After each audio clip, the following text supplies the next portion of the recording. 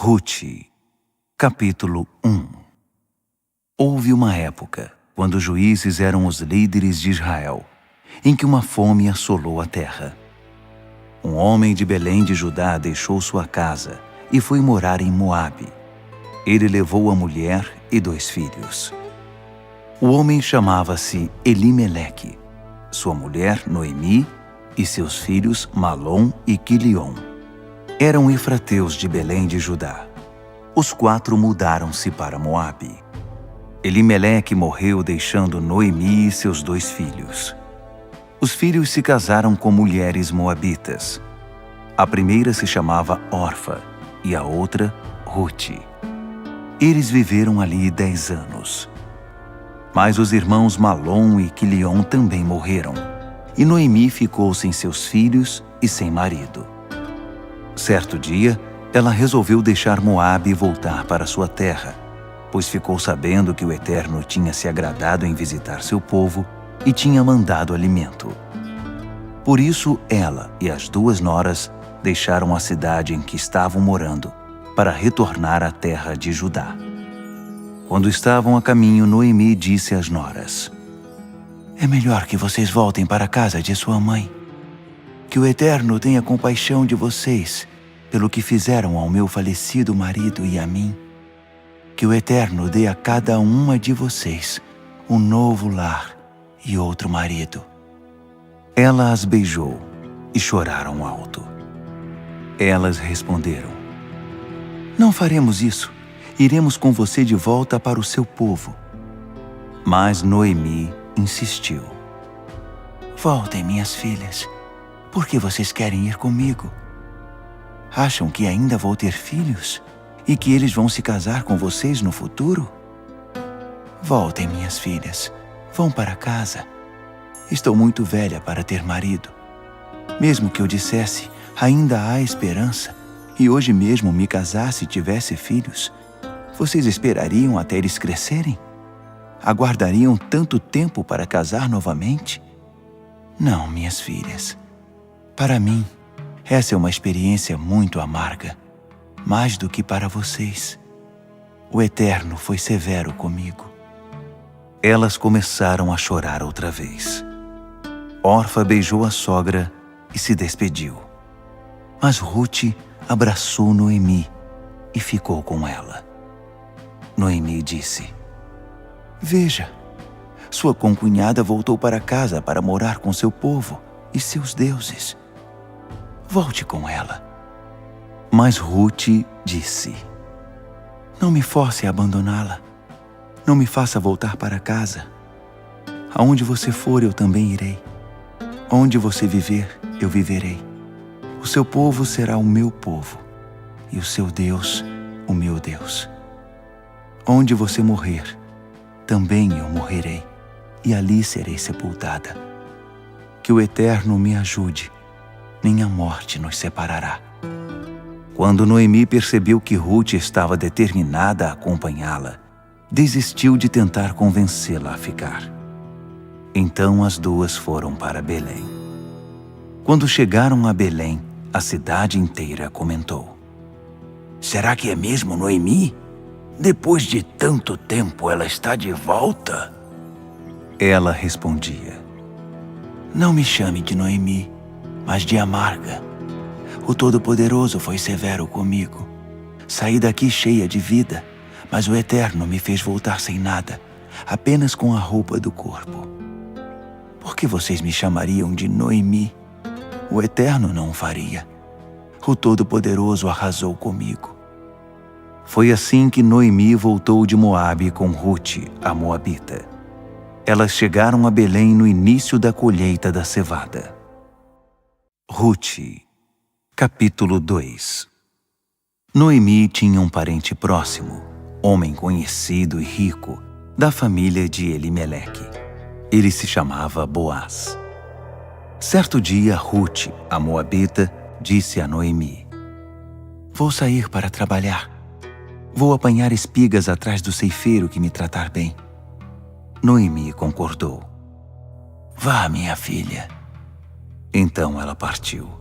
Começou a colher espigas atrás dos ceifeiros. Sem perceber, entrou no campo de Boaz, parente de seu falecido sogro. Naquele momento, Boaz chegou de Belém e saudou os trabalhadores. "O Eterno esteja com vocês." Eles responderam: "O Eterno abençoe o Senhor." Boaz perguntou ao jovem encarregado dos trabalhadores: "Quem é aquela jovem? De onde ela veio?" O encarregado respondeu: "Ora, ela é moabita, a que veio com Noemi de Moabe. Ela me pediu, permita-me recolher e juntar espigas atrás dos ceifeiros. Desde então ela está aí, desde cedo até agora, trabalhando quase sem descanso." Boaz disse a Rute: "Ouça, minha filha, de agora em diante, não vá colher em nenhum outro campo. Fique aqui com minhas jovens. Observe onde elas estão colhendo e acompanhe-as. Não se preocupe. Dei ordem aos meus servos para não perturbarem você. Quando ficar com sede, beba a água dos potes que os trabalhadores encheram." Ela se prostrou com um rosto em terra. "Por que o Senhor me trata com bondade? Logo eu, uma estrangeira." Boaz respondeu: "Já me falaram a seu respeito. Soube que você tratou bem sua sogra depois da morte de seu sogro e que deixou seu pai, sua mãe e sua terra natal para morar no meio de desconhecidos. Que o Eterno a recompense pelo que você fez e que o Deus de Israel, a quem pediu abrigo, seja generoso para com você." Ela disse: "Senhor, quanta generosidade e quanta bondade! Eu não mereço. Fico comovida de ser tratada dessa maneira, pois nem sou daqui." Na hora de comer, Boaz convidou-a: "Venha cá, coma um pedaço de pão, molhe-o no vinho." Ela se juntou aos trabalhadores. Boaz passou o grão torrado para ela. Ela comeu a porção dela e ainda sobrou. Quando ela se levantou para voltar ao trabalho, Boaz deu ordem aos seus servos: "Deixem que ela junte, onde há ainda bastante espiga no chão. Facilitem o trabalho para ela. Aliás, deixem para trás algumas das boas espigas para ela juntar. Quero que deem a ela um tratamento especial." Rute recolheu espigas no campo até tarde. Ela debulhou o que havia colhido e chegou a quase uma arroba de cevada.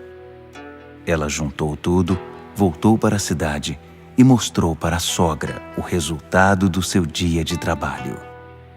Ela também trouxe o que sobrou do almoço. Noemi perguntou: "Onde você colheu hoje?" "No campo de quem você esteve." "Bendito seja aquele que cuidou tão bem de você." Rute contou à sua sogra: "O homem com quem trabalhei hoje se chama Boaz." Noemi disse à sua nora: "O Eterno o abençoe. Afinal, Deus ainda não nos abandonou. Ele nos ama, tanto na hora difícil quanto nos bons momentos." Noemi prosseguiu: "Rute, aquele homem é nosso parente. Ele é um de nossos resgatadores." Rute, a moabita, disse: "E tem mais. Ele também me disse: fique com minhas trabalhadoras até o fim da colheita." Noemi disse: "Que notícia maravilhosa, minha filha. Faça isso. Você estará protegida na companhia dessas moças. Agora não há perigo de você ser molestada no campo de um estranho." Assim, Rute continuou a recolher espigas nos campos todos os dias, com as trabalhadoras de Boaz, até o fim da colheita do trigo e da cevada. Ela continuava morando com sua sogra. Rute, capítulo 3. Certo dia, Noemi disse a Rute: "Minha filha, não acha que está na hora de procurarmos um lar para você, para que você seja feliz? Boaz, aquele que deixou você trabalhar com as empregadas dele, é nosso parente próximo. Talvez seja o momento de fazer alguma coisa. Hoje à noite ele vai debulhar cevada na eira. Por isso, tome um banho e use perfume. Arrume-se e desça para a eira. Mas não deixe ele saber que você está ali até depois de ter comido e bebido. Quando você o vir saindo para se deitar, observe para onde ele vai e siga-o. Deite-se aos seus pés, para que ele saiba que você está disponível para se casar com ele. Depois, aguarde para ver o que ele dirá. Ele dirá a você o que fazer. Ruth respondeu: Vou fazer tudo conforme a senhora disse. Ela desceu a eira e pôs em prática o plano da sogra. Boaz se divertiu comendo e bebendo e ficou muito alegre. Na hora de dormir, deitou-se perto da cevada. Ruth o seguiu de mansinho e se deitou ali também, para mostrar sua disponibilidade para se casar.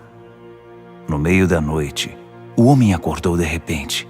Levantou-se e ficou surpreso quando viu a mulher dormindo a seus pés. Ele perguntou: Quem é você? Ela respondeu: Sou Ruth, sua serva. Proteja-me debaixo das suas asas. O Senhor é meu parente próximo e, como sabe, é resgatador. Tem o direito de se casar comigo. Ele disse: O Eterno abençoe você, minha filha. Que demonstração de amor! Você poderia ter escolhido qualquer outro jovem, mas não se preocupe. Farei tudo o que você quiser ou pedir. Todos na cidade sabem que você é uma mulher corajosa, uma pérola. Você está certa. Sou seu parente próximo. Só que há outro mais próximo que eu.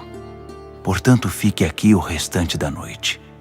Amanhã, se esse parente quiser cumprir os seus direitos e deveres de resgatador, ele terá a prioridade.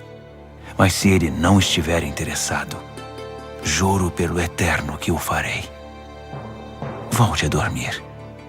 Ruth dormiu aos pés dele até de madrugada, mas se levantou enquanto ainda estava escuro, para não ser reconhecida. Boaz acordou e disse: Ninguém pode saber que você esteve aqui.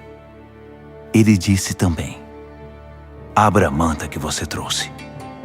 Ela abriu a manta e ele a encheu com 6 medidas de cevada e ajeitou o embrulho nos ombros dela. Então ela voltou para a cidade. Quando ela voltou para sua sogra, Noemi perguntou: Como foi, minha filha? Ruth contou tudo que o homem tinha feito e disse: Ele me deu toda esta cevada, 6 medidas, porque me disse: Você não voltará de mãos vazias para a casa de sua sogra. Noemi disse: Agora descanse, minha filha, até vermos o que acontecerá. Esse homem não vai perder tempo. Preste atenção no que eu estou dizendo. Ele vai resolver a questão hoje mesmo. Ruth, capítulo 4. Boaz foi direto para a praça da cidade e ficou aguardando. Logo apareceu o parente mais próximo, que Boaz tinha mencionado. Boaz o chamou. Chegue aqui, amigo. Sente-se. O homem o atendeu. Boaz chamou 10 líderes da cidade e disse: Sentem-se conosco. Precisamos tratar de um assunto. Eles se sentaram. Então Boaz disse a seu parente: A propriedade que pertencia ao nosso parente Elimeleque foi vendida pela viúva, que voltou recentemente de Moabe. Eu queria que você soubesse disso. Se quiser, você poderá comprá-la de volta. Pode oficializar o resgate na presença dos que estão sentados aqui e dos líderes da cidade. A preferência para resgatar a propriedade é sua. Mas se não quiser, diga-me, para que eu saiba o que fazer. Você tem preferência, e o próximo da lista sou eu. Ele respondeu: Eu comprarei. Boaz acrescentou: Sem dúvida você está ciente de que quando você comprar o campo de Noemi, terá de assumir Ruth, a Moabita, viúva de nosso falecido parente, como parte da responsabilidade de resgatador e ter filhos com ela para manter a herança da família. Mas aí o homem disse: Nesse caso não posso resgatar a propriedade porque estaria arriscando o que já é minha herança. Você está livre para fazê-lo. Cedo meus direitos, pois não posso resgatá-la. Antigamente, em Israel, era assim que se tratavam negócios de propriedade e herança. O homem tirava as próprias sandálias e as entregava para outra pessoa. Em Israel, isso correspondia a um selo oficial ou uma assinatura. Então, quando o parente resgatador de Boaz disse: "Você está livre para comprar a propriedade", ele tirou as sandálias para selar o acordo. No mesmo dia, Boaz declarou aos líderes e a todos os habitantes da cidade que estavam na praça: "Vocês são testemunhas de que comprei de Noemi tudo o que pertencia a Elimeleque, a Quilion e a Malom. Também assumi a responsabilidade pela estrangeira Ruth, viúva de Malom. Eu a tomarei por mulher para preservar a herança do falecido. A lembrança e a reputação do falecido não desaparecerão da família dela nem de sua cidade natal. Vocês hoje são testemunhas disso." O povo da cidade e os líderes concordaram. "Sim, somos testemunhas. Que o Eterno torne essa mulher que entra em sua família como Raquel e Lia, as mulheres que constituíram a família de Israel. Que o Eterno o torne uma coluna em Efrata e famoso em Belém. Que os filhos concedidos a você pelo Eterno por meio dessa jovem constituam uma família tão forte quanto a de Pérez, filho que Tamar deu a Judá." Boaz casou-se com Ruth. Ela passou a ser sua mulher. Ele teve relações com ela e, pela graça do Eterno, ela engravidou e deu à luz um filho. As mulheres da cidade disseram a Noemi: "Bendito seja o Eterno. Ele não deixou você sem descendente para cuidar. Que esse filho cresça e seja respeitado em Israel. Ele fará você se sentir jovem outra vez e cuidará de você na velhice. E sua nora, que o trouxe ao mundo e a ama tanto, sem dúvida é uma bênção maior que 7 filhos." Noemi pegou o menino e o segurou no colo. Acariciou-o, beijou e cuidou dele com todo carinho. As vizinhas começaram a chamá-lo o menino da Noemi, mas seu nome verdadeiro era Obed. Obed foi o pai de Jessé, e Jessé foi o pai de Davi. Esta é a descendência de Pérez. Pérez foi o pai de Esrom. Esrom foi o pai de Rão. Rão foi o pai de Aminadab. Aminadab foi o pai de Naasson. Naasson foi o pai de Salmom. Salmom foi o pai de Boaz. Boaz foi o pai de Obed. Obed foi o pai de Jessé. Jessé foi o pai de Davi.